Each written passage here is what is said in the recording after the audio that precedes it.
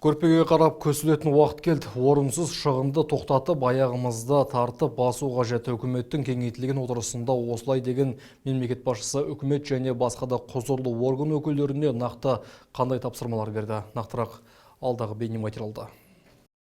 Мемлекет басшысы жаңа жылдың басында өткен үкіметтің кеңейтілген отырысында үкімет қаншалықты қиын болса да жаппай үнемдеуге көшіп, бюджет қаржысын тек қана аса өзекті мәселелерді шешуге жұмсау қажеттігін баса айтты.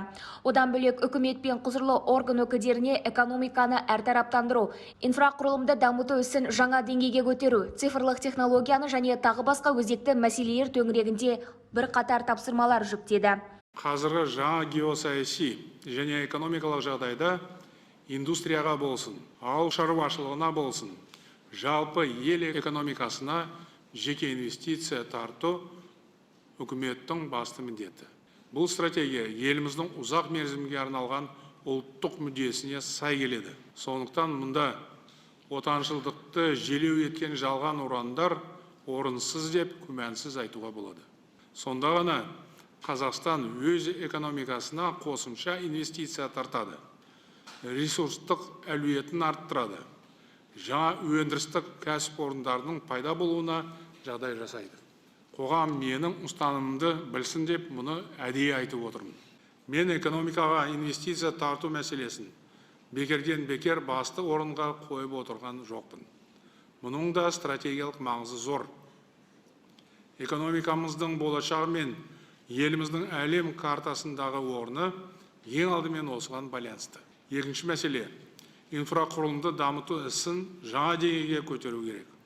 Үкіметтің және жергілікті атқарушы органдардың күш-жігерімен біз энергетикалық және коммуналдық саладағы ауыр дағдарысты еңсердік. Енді үкімет мұндай жағдайға жол бермеуге тиіс.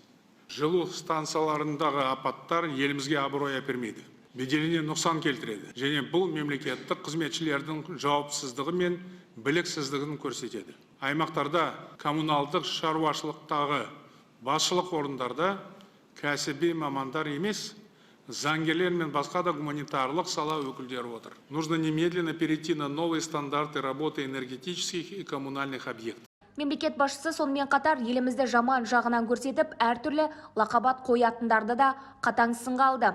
Кейбір азаматтар елімізді мазақ қылуға әуестеніп барады. Мысалы, өзге елдердің өкілдері жоқ жерден керемет жетістіктерді, табыстарды тауып алып, оны шетелге жан-жақты насихаттап жатады.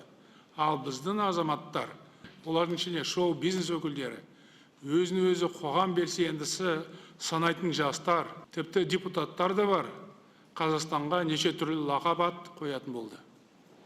Бұл енді мүлде түсініксіз, ақылға сыймайтын нәрсе. Сөз соңында президент алдымызда ауқымды міндеттер тұрғанын айтты. Алға даму үшін тек нәтиже керек екендігін де жеткізді.